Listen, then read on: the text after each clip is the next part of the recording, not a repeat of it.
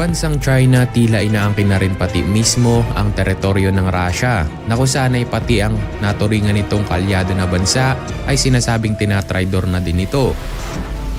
Samantala ayon pa sa official website ng The Eurasian Times, ang Russia sa kasagsagan ng bagong pag-aangkin ng China sa teritoryo ng Russia, isang video ang inilabas upang ipagdiwang ang ika-160 anibersaryo ng Vladivostok na naipost ng Russian Embassy sa Chinese social media website na Weibo. Well, maligayang pagbabalik sa ating channel mga kaibigan. Kung bago ka pa lamang sa ating channel at interesado ka sa mga ganitong video na kung saan ay pwede ka makakuha ng mga kaalaman at impormasyon tungkol sa ilang mga bagay-bagay, i-click mo lamang ang subscribe at ang ating notification bell para palagi ka na-update sa tuwing may bago tayong inilalabas na video. Kaya naman, huwag na natin patagalin pa ito, simulan na natin.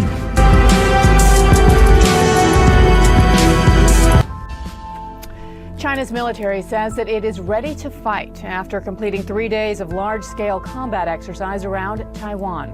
The exercises follow the Taiwanese president's trip to the U.S. last week. And now in an exclusive interview. Sa Himalaya, sinalakay ng China ang mga nayon ng Nepal at sinusubukang itulak ang LAC sa kanluran sa kabaan ng hangganan ng Indo-Tibetan sa Ladakh. At ngayon inaangkin naman ng China ang teritoryo ng isa na kapitbahay nitong bansa at ito ay ang bansang Russia. Sa kasagsagan ng bagong pag-aangkin ng China sa teritoryo ng Russia, isang video ang inilabas upang ipagdiwang ang ika-160 anniversary ng Vladivostok na naipost naman ng Russian Embassy sa Chinese social media website na Weibo. Ngunit dahil sa isang land mafia na ang China, agad itong tumutol sa video na pinost ng Russian Embassy. Samantala ang mga Chinese diplomat naman at mga mamamahayag, ganito din naman ang linguistic na gumagamit ng social media ay nagkagulo. Ang mga Chinese na gumagamit ng internet, kabilang ang mga diplomat at opisyal na nagsabi ng Vladivostok ay dati ng bahagi ng China. Inangkin nila na ito ay tinubuang bayan ng Manchurian ng Qing, ngunit isinama naman ng imperyo ng Russia noong taong 1860. Natapos talunin ng China ng British at French noong ikalawang Opium War. Sa pagsisimula naman ng labanan ng Russia sa Ukraine, idineklara ng Russia at bansang China ang isang pagkakaibigan na walang limitasyon. Ngunit ang mga alam ng dalawang bansa na mga kasunduan sa mga pagkakaibigan ay mga marupok na bagay. Wala pang 2 dekada matapos magdaan ang China sa Unyong Sobyet, ang kanilang huling kasunduan sa pakikipagkaibigan pagharap ang dalawang bansa sa mga serye ng labanan sa hangganan nito. Ang mga nasyonalistang Chino naman kasama ang tumaas na interes ng bansang China sa kahinaan ng Russia ay may kapangyarihan na tapusin ang maayos na relasyon ng bansang Russia at China. Sa isang iglap, ang mga pundasyon naman para sa isang regionalisasyon ng Chino-Russia ay malalim. Ang China at Russia ay nag-aaway laban sa kanilang mga kabahagiang hangganan sa loob ng maraming siglo. Habang ang opisyal naman ng resolusyon katulad nito ay dumating lamang noong taong 2008 para sa isang siglong labanan sa hangganan na nauna sa opisyal ng pag-iiral ng parehong mga bansa. Madaling baliktarin ang bansang China ang kasalukuyang mga kasunduan at hilingin na ibalik ng bansang Russia ang Vladivostok. Gayon din naman ang humigit kumulang 23,000 na milya kwadrado ng dating teritoryo ng bansang China na hawak ngayon ng Russia mula noong taong 1860 pa. Sa kabila naman ng kasunduan na nagsaad na ang lahat ng natitirang isyu ay naayos, na pinapanatili pa rin ng China na bukas ang lahat ng mga opsyon sa pagpapalawak at Vladivostok na military ang commercial gateway ng Russia sa Pasipiko, na kung saan ay tinatawag pa rin ito ng China sa lumang Chinese na lungsod na Washing Way o Seas of Comigwe.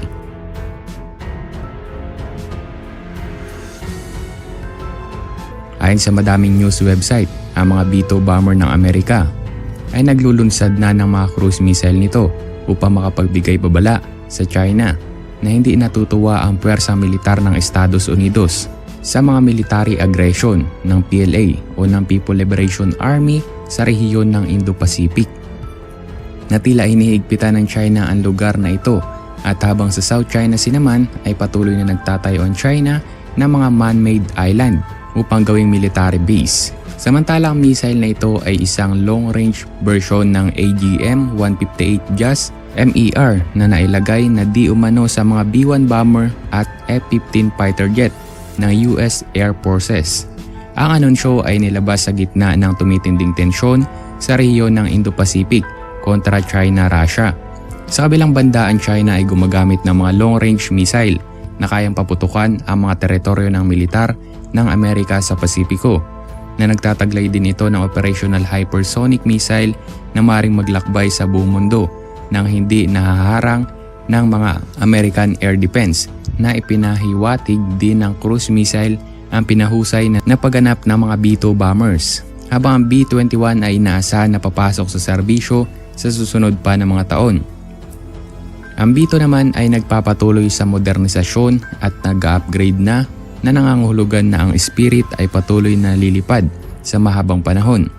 Ayon pa sa pahayag na inilabas mismo ng official website ng The Eurasian Times, 3 bagong cutting-edge capability ang idinaragdag ng B-2 upang higit pa itong gawing moderno, kasama ang JAS MER na isa sa mga ito. Idinagdag din ng mga B-2 ang isang radar-added targeting system upang maglunsad ng mga balang konbensyonal at nuklear.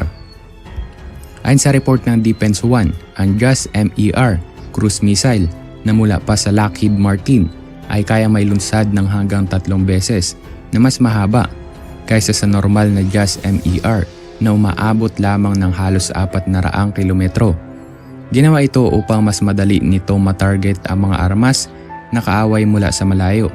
Samantala, sa pahayag naman ng official website ng The Eurasian Times, sinasabi dito na ang JAS MER ay higit pa na nagpapahusay sa kakayahan ng B-2 na aabot ang anumang target kahit saan man. Ang paggamit ng JAS MER ay nagbibigay sa paghatid ng mga set na may kakayahan na maglakbay ng mas malalayong distansya kaysa sa mga nauna dito. Noong ika-16 ng Agosto ay iniulat ng CCTV, isa itong opisyal na pahayagan ng China, na ang Xinjiang Military Command ng PLA ay nagsasagawa ng mga pagsubok sa isang surface-to-air missile sa mataas na bahagi ng rehiyon. Mahigit 16 na talampakan ang taas mula sa kapatagan. Ilang bahagi ng mga pagsubok ang missile ay pinatama sa isang target nitong eroplano na lumipad sa mababang altitude. Sinundan pa ito ng system test sa electronic warfare environment, kung saan ang system operator ay nagsagawa ng mga evasive procedure upang tamaan ang isang target sa kabila ng malakas na electronic interference mula sa eroplano. Ayon pa sa dating colonel ng PLA, ang mga naturang drills ay nilooban ng isang bagong uri ng HQ-70A Short-Range Air-to-Air Missile o SHORAM. Ang HQ-70A ay isang variant ng pangunahing HQ-70 na gumagamit ng digulong na chassis. Samantalang ang pangunahing version ay batay sa isang truck chassis. Una pa itong nasilaya ng publiko noong Oktubre taong 2019 na magsasagawa ng parada ang militar ng China sa Beijing bilang bahagi ng selebrasyon ng National Daily Note. Ang HQ-70 Air Defense System ay batay sa Russian TOR-M1 Surface-to-Air Missile Defense System. Bali-balita na nagsagawa ng reverse engineering ang China sa TOR-M1 upang makagawa ng HQ-70 matapos na maiulat ang pagtanggi ng Moscow sa hinihinging lisensya ng Beijing para sa pagbuo ng mga TOR-M1 sa loob ng China. Ang HQ-70 ay mayroong isang Identification Threat o PORA sa ibabaw ng isang electronically scanned radar na mayroon din itong modernized electronic, isang bagong artillery launcher at data capability. Ito ay para sa iba pang kagamitan ng China. Ang HQ-70 missile ay kawangis ng TOR-M1, tumitimbang ng humigit kumulang 160 kilo at may haba ng aabot sa 3 metro. Kung ikukumpara ang TOR-M1, ang HQ-70 missile ay bahagyang may mas mahabang slant range na 1 hanggang 15 kilometro upang harangin ang mga target nito sa himpapawid. maring paliparin mula sa hanggang 10 metro hanggang 10 kilometro ang HQ-70 missile na inaprobahan noong nakaraang taon ng paglalabas ng naturang sasakayang pandigma na tinawag naman na HQ-70AB. Ang bawat sasakayang paglulunsad ng HQ-70 ay may dalang isang passive electronically scan. Samantala noon naman na buwan ng Hunyo ay sinubok ng dalawang Russian Maritime Patrol Aircraft ang Air Defense Zone ng United States at bansang China at bansang Canada na magpakita ito ng lakas sa gitna ng umiiral na operasyong militar ng bansang Russia sa Ukraine. At ang paglulunsad ng armas nuklear gaya ng naunang ulat ng Washington Times, samantala ay mga panahong iyon ay tinukoy din ng NORAD ang dalawang Russian Il-38 Maritime Patrol Aircraft na lumilipad malapit sa Alaska, kung saan ang isa pa nga dito ay naiulat na pumasok sa Addis, samantala'y karaniwan naman na lumilibot sa Addis ang Tu-95 Bear Bombers, ang Il-38 Maritime Patrol Aircraft, Il-30 and Maritime Surveillance Aircraft at ang Sukhoi Su-35 E-Flanker, E-Twin Engine fighter jet na Russia. Dito ko na tinatapos ang mga impormasyon na nakuha natin ngayong araw mga kasama. Kaya naman kung gusto mo pa makakuha ng mga kaalaman at matuto ay click mo lamang ang ating subscribe at ang notification bell para palagi ka na-update sa ating mga ginagawang video. Salamat sa inyong panonood.